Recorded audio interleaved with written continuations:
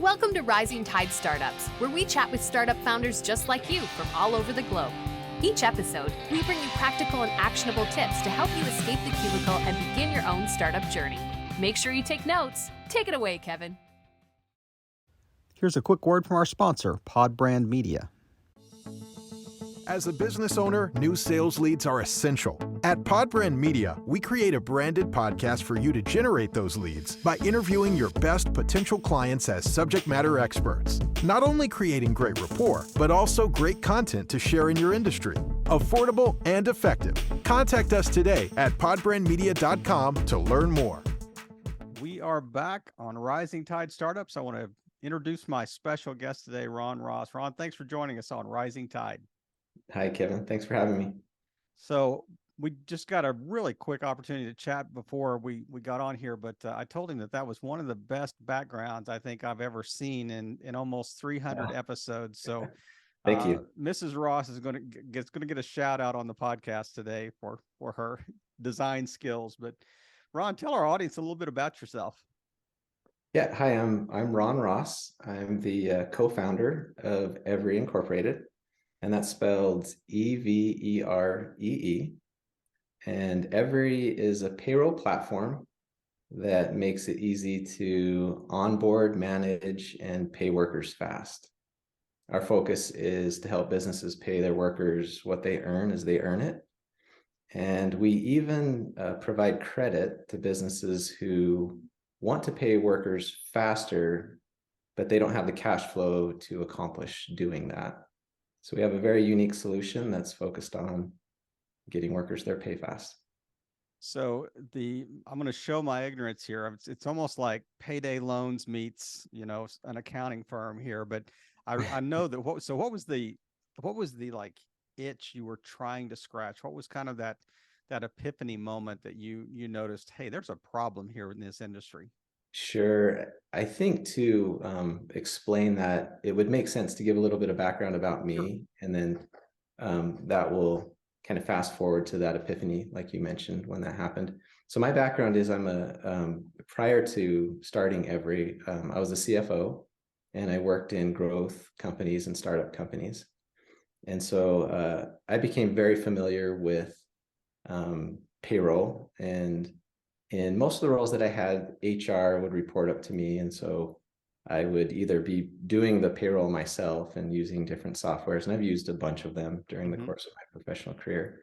In the last company that I was in, my daughter, Eliza, left home to go to college. And this is in the summer months of 2017. And again, I was a CFO at the time.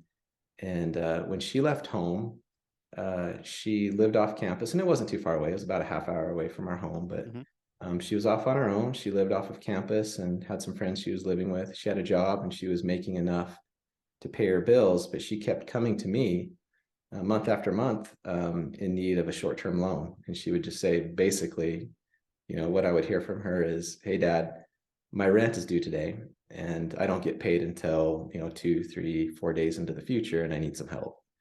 And this happened enough where I began thinking more and more about her experience. And as a CFO, I was very familiar with payroll, but I hadn't really thought of the experience of payroll and how, that mismatch in timing of, workers they're earning during the course of a payroll cycle. And however, they're not getting paid as fast. And so they're working, and essentially they're a creditor to their business For sure during that time period.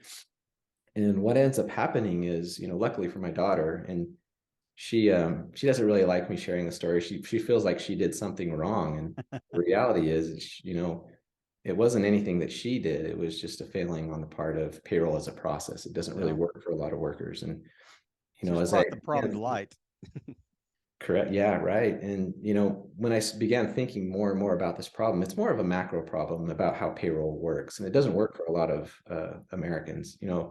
Almost 80% of the US workforce, they live paycheck to paycheck. Yeah. So sadly, that's true.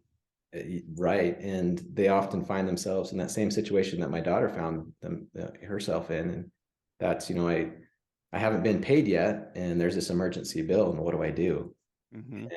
And over half of the U.S. workforce, they don't have enough enough savings to really deal with those emergency moments when they're in between the pay cycle. And so what do? They either have to go to a friend or a family member, or worst case scenario, go to a payday lender. Yeah. And those situations just aren't good. And so I began thinking more and more Usurious about that rates. problem, and how payroll works, and if payroll could be sped up, Mm-hmm. and if you could pay workers faster. And so I decided that was a problem I became passionate about solving, and started Everee.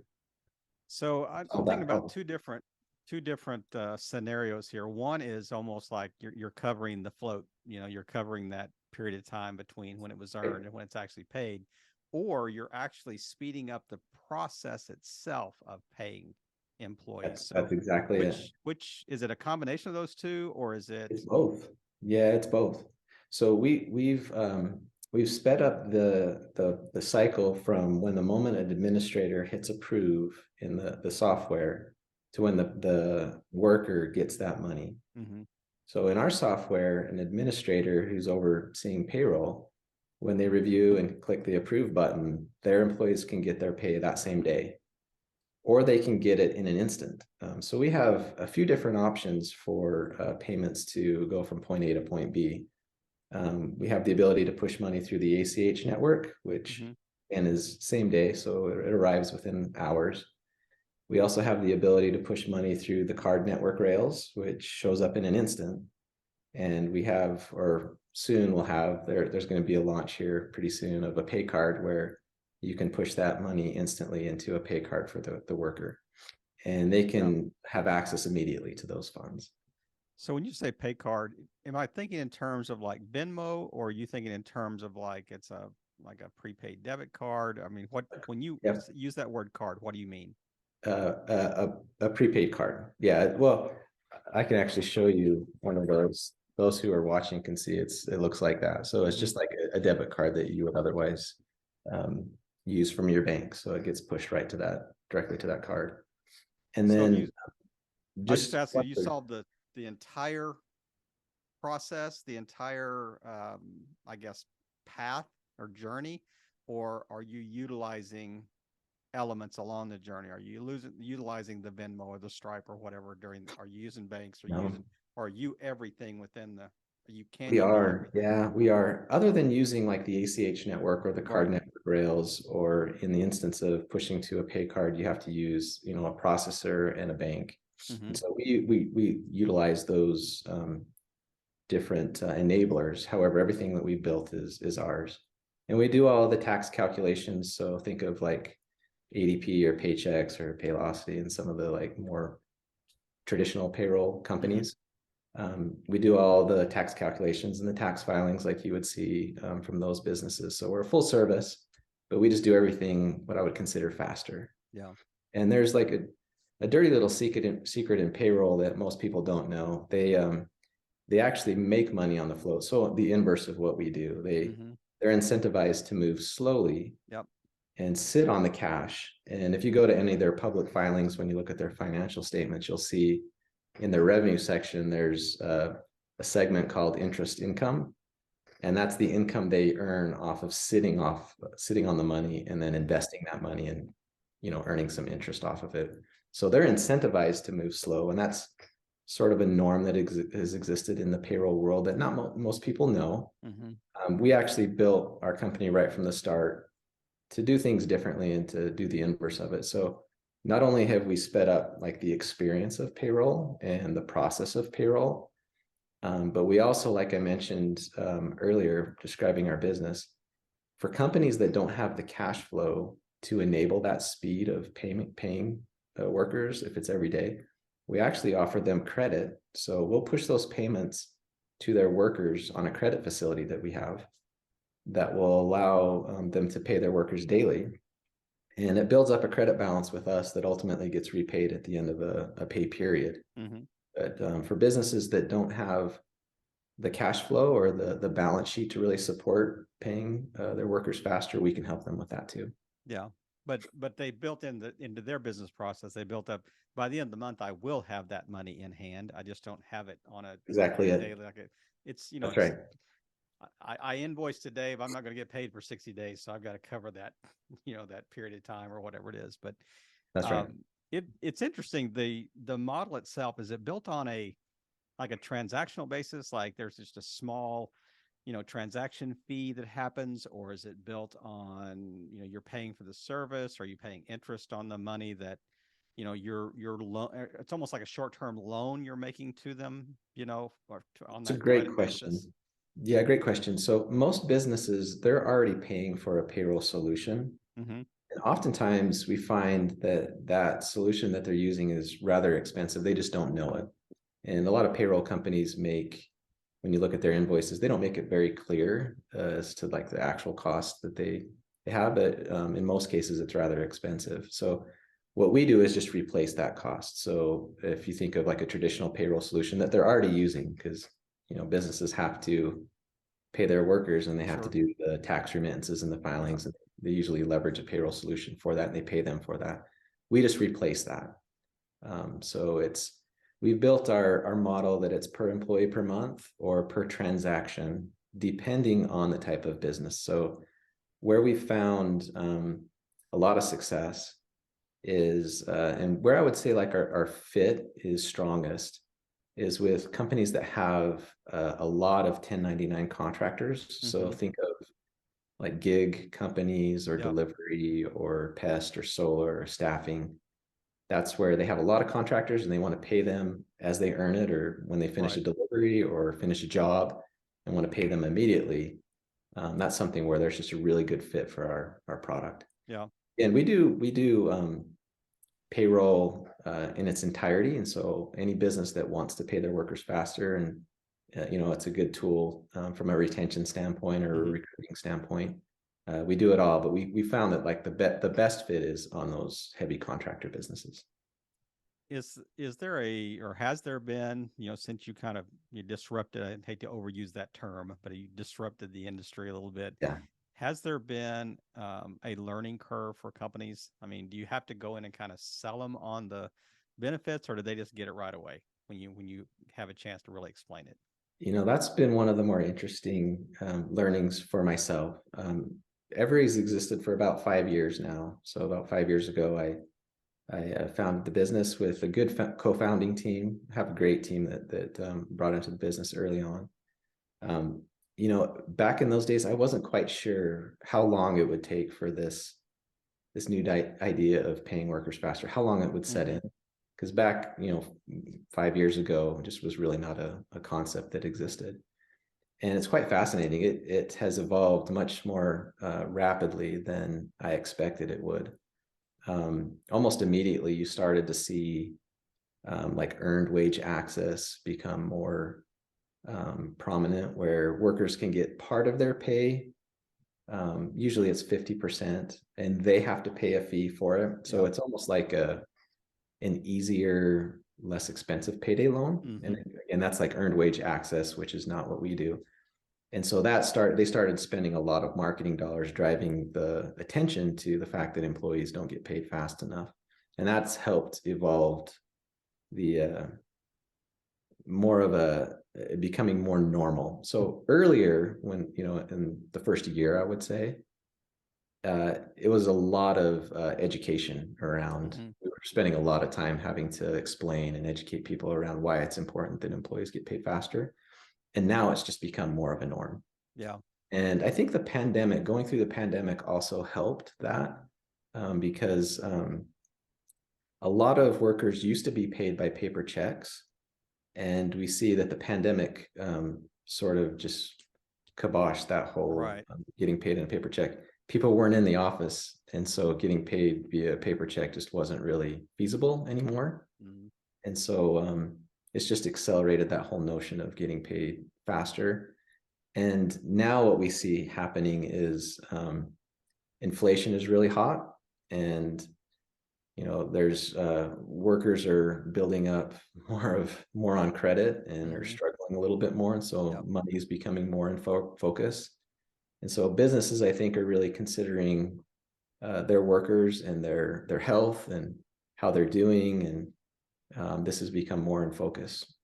I mean, it's not just a system and a process. It could be like a fringe benefit, to employees too. Oh, it To absolutely say, is. we can pay you earlier, instead of the every 2-week period or once a month. But Sure. And before the pandemic, you saw like foosball tables and yeah, ping pong tables and snack walls bean and all these bags. things that were That's right. supposed to be the perks for That's employees. right. And if your employees aren't going into the office as much, or Yeah. if they're working remote, those kind of benefits don't really matter that much. Whereas if you're having a meaningful impact on somebody's financial life, that's it's definitely more impactful. Mm. And I mean, the gig economy kind of exploded during the pandemic as well. So, I mean, you certainly see that knock-on effect. But Yeah, I absolutely. one question that came to mind as you were kind of explaining the process is that, yes, it sounds like a great option to be able to get paid early, or to be able to pay my employees earlier or more frequently, or whatever you want to call it.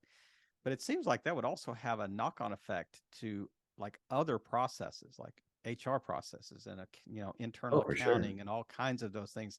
So is that kind of built in the model too? Do you help companies make that adjustment? Do you, from what they did for 100 years, to we got a new way of doing things here?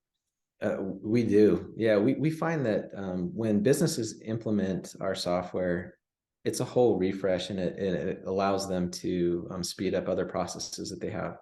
And for example, like with onboarding and managing employees, we've made our app so it's more, it's easier to use, less Mhm. heavy like old dusty payroll solutions where, 10 clicks to do something that it can be done in 1 or 2 clicks. Right. So our software has been built so it's more consumer app-like feel, very intuitive. You don't have to go to a training to use a module of the software. It's just all Exactly. intuitive. You can light it up, and it's just easy to use right from the start. Yeah, I mean, that to me would reduce the learning curve itself, just as a whole. And if you could come in and tell me, we're not only going to, certainly your processes are going to change, but we're going to streamline them. It's going to be easier for you after the fact. It's not going to be the same. It's not going to be more difficult. It's going to be Exactly. easier, And so. that's really what, to me, innovation is about. And when you think about an entrepreneur, that's really what they do. They find problems and friction in processes where they can really exploit it and uh, streamline things and make it easier. And I'm old enough now that I think back in my life's experience, and when you think about any kind of technology or process, innovation just speeds it up. So like getting a movie, back in the day, you'd have to Yeah, go down to the Blockbuster and yeah, pick it up, and exactly. then have to drive back, and hopefully you miss the late fee and get it back on time. And That's right. you get the one copy of the new release that's, actually there might be 10 copies out there. You hope you get one of those. And Yep. there's just a lot of friction in there. And I can think of numerous examples of how innovation has sped everything up. And now you can just, turn on your TV and order a movie, and there you go. And it's just really speedy and frictionless. And I think in payroll, we're going to see that. And, eventually it's going to become a norm to pay workers instantly or every day, much faster cycle than has been seen over the last few decades. Right. Right. I've just got one more question about kind of Everee in the process, and then I really want to kind of drill down on you, the individual, Sure. things you've learned about, just running your own company. But so it's interesting you talk about the companies, having to deal with cash flow issues. But if you're offering this service, you've got to have worked that out yourself. So you have to have the cash available on demand when it's needed. So how did you crack that nut from the beginning on, if we're going to kind of cover these or float these, these payday, Sure. opportunities or whatever, front load them or whatever? How did you kind of conquer that as well? Yeah, it's interesting because we've innovated on the software experience, and also we've done financial innovation that hasn't really been cracked yet. I would say that my background as a CFO helped in that regard. knowing that there were going to be businesses out there that didn't have the cash flow or the balance sheet to pay their workers every day. I just knew that was going to be a problem. And lucky for me, I have a good co-founder team member. His name's Tyler Pluger. And again, we have a really strong team, a great group of individuals on the technology side and finance side and operations side. We just started the business out just with a great group of people, but we innovated financially right from the start too. And essentially we're able to work with a banking partner to build this credit facility that would allow us to lend off of payroll as collateral, Right. and the company paying their payroll. So there's a lot that goes into that, and I don't want to kind of dive into that. We could spend a lot of time focusing there, but just know that we've innovated there, and we've done something that's very unique in the space and built a solution that is not only speedy but very scalable. So I see you asked a question now, or you said something now, I've got to ask another follow-up Sure. question. So to me, that would, and I'm thinking back especially, let's say from 2000, maybe 19 to 21, 2020 to 22, there was a lot of private equity money out there. Sure. This looks like it would be kind of attractive to a firm that had just sitting on some cash, as well, that said, you know what, I can kind of work on that float a little bit, that almost that arbitrage, interest that is, kind of this revolving, I'll offer you a revolving line of credit, and we'll just keep rolling the money over. And that's just it. And when we started doing this, it was just, it was unheard of. It just didn't exist in the space. But when you think about it, and we've proved it out, it turns really fast. It turns every 14, 15 days. Loss rate is really, really low, incredibly low. And so when you think about, like you mentioned, private equity or any lender, something that turns fast, that has a very low loss rate, good interest rates, very attractive. So it's going to scale nicely, and has proven out, which has been one of those very satisfying moments for me as an entrepreneur. Does it matter the company? I mean, do you have to do due diligence on these companies to make We sure do. that they have cash flow? And we in the onboarding process, and there is a process to onboard any customer. You have to go through your know your customer or KYC checks. In the instances where we do the credit side of it, and some companies don't need the credit, it's just an option for them to enable it if they need it. We underwrite them, and we either approve them or don't approve them, but we have to go through an underwriting cycle, just as any getting any type of credit facility would require. I mean, everything you mentioned causes me to ask, I have 5 questions lined up in my mind, but I really do want to honor your time, and I want to honor our listeners that are less focused on kind of the financial side of things and the process of Everee, but more thinking, okay, I'm sitting in a cube somewhere, I'm going to start something, or I have just started something, I'm a little further behind on the journey. I really want to hear things that are a little more, generic and a little more agnostic, when we talk about just leadership and being a founder. But I'm curious, you were a CFO, worked probably with other, firms before you took the leap.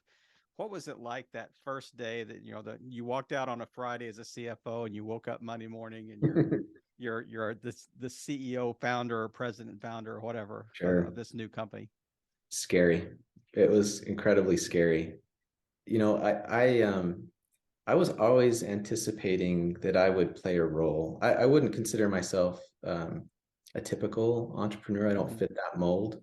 Way back in business school, went through an MBA program, and I took this entrepreneurship class, and I would, each week the instructor would bring in these entrepreneurs, and they would tell their story. What I saw as common in entrepreneurs is they have these bigger than life personalities, and they're very energetic and dynamic, extroverted. And I back then, that was not me. And so I always felt like I would just fit a role and play a part in building companies.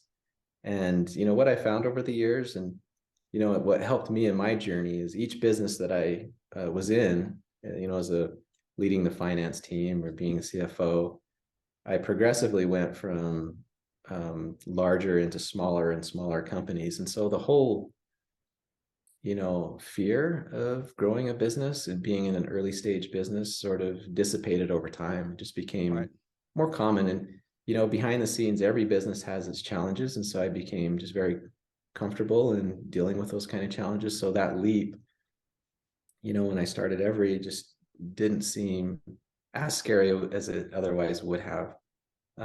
Still scary nonetheless, but less scary.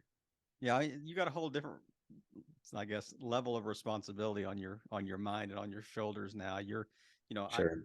I'm responsible for the payroll of my company now, not just I'm just not doing a job and to the best of my abilities. So Yeah. I've got a theory about entrepreneurs that there's really two types, and I think you kind of described them, a little bit. Excuse me. I think there's one that says that was these people that they paraded in front of your MBA class that said, hey, I think about ideas all the time. I'm an idea generation machine. I'm a serial entrepreneur. It doesn't really matter. I could be doing something today and I'll be doing something tomorrow, and I'm really good at starting stuff. I'm terrible at maintaining it. And I'm terrible Sure. at keeping it running. And it would bore me to tears if I did this longer than, 2 to 3 Sure. years. And you've got the second set that says that maybe not even recognize themselves as entrepreneurs. Maybe they're just business founders. Maybe they're just starters. They're just CEOs. They're leaders that say, you know what, this is a good idea. And if we really put our nose to the grindstone, work hard as a team, enjoy the journey, do the right things, this will benefit us and it will have a long tail. It'll have a long success record. Do you feel like you've kind of been in both of those camps at any given time, or are you really truly identify with kind of the second camp? I would say I'm stronger on the second camp. I would consider myself more of an operator.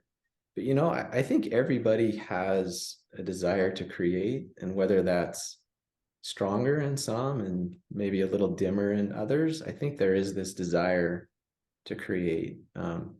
And so I think everybody has that ability to be an entrepreneur, and whether they blend a little bit more from an operating standpoint or they're more visionary, I think there's a whole spectrum there, and you can probably see some that would fit more heavier on one side than the other. However, like to me, it's more of a team effort. It's less so about me or about the entrepreneur as it is building a successful business and building a successful team. And so I learned early on, and through my experiences in other businesses leading up to launching Everee, that, if you're focused on solving a problem instead of it being, and I see a lot of entrepreneurs kind of miss the mark on this, where it's more about making money, or it's more about getting attention and focused on ego. And those things, they tend to wear off, especially when, you go through the ebbs and flows of an entrepreneur's journey, and in those low moments, and it's inevitable that you're going to have those low, scary moments.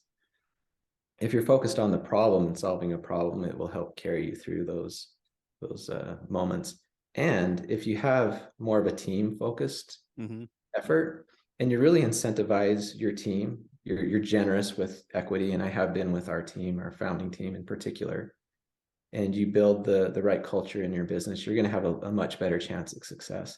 Yeah. And again, so I just view it more as a team effort than it being like more of a soul focused on the one entrepreneur. That to me is more dangerous than kind of spreading the wealth and sharing in the journey. I mean, what's that old adage? Is 10% of a billion is a lot more than 50% of a million. Oh, sure. Yeah. Even in new math. It's going on the entrepreneurship journey is stressful as it is. In my experience, it's just way better to have a team that you can rely on, and that can kind of take some of those stressful moments off of your shoulders and help you problem solve. Entrepreneurs are I've heard is described as decision-making factories. I mean, you just have to make decisions, and on building a company, there's a million decisions that you need to make. And so if you have a really good team around you, it's just going to make that whole experience of it be a lot more successful and enjoyable. That is You may have answered my next question almost with some of those, but I want to give you a chance to really kind of hone in here. And just as we're wrapping up today, what are one or two really salient points that you would say, man, I wish I knew these, 5 years ago when we started this, that would have made a complete difference, today? What are one or two points that you think would be really helpful to kind of share with people that are a little further behind you on the journey? I reflecting on my experience, a couple things. I think And they a don't lot have of to be people, mistakes made or something. I mean, it could just be, these are just really good principles. sure. I think a lot of people think it's much more challenging than it actually is, and they want to maybe spend too much time building an MVP or getting a product out there where they can iterate off of it. And in the early days, our MVP product that we launched with was very lean, but it allowed us to get it out into the market and start having users interact with it and give us feedback. And building a company is iterative, and so you're always learning and taking in that feedback and building something that's a tighter fit. And so I think a lot of people just think it's going to take too much capital and too much time to get there, whereas they can start much leaner. So I think that's one learning. And then behind the scenes, I haven't been in a business that hasn't faced difficult times and had problems. And I think maybe from an observer standpoint, they see a company and think incorrectly that the business is everything, has solved everything and is perfect, and that's just not the case. And so it's normal to have challenges and experience really difficult rough patches when you're growing a business. It's just normal. And so I don't think a lot of people realize that. I think those of would be some key meme. learnings that I would say might be helpful to others. For sure. I as you were talking that second point, I was thinking of the little kind of the meme about the duck. The top of him on the water, he seems so smooth and serene, but underneath his feet are moving like a motorboat.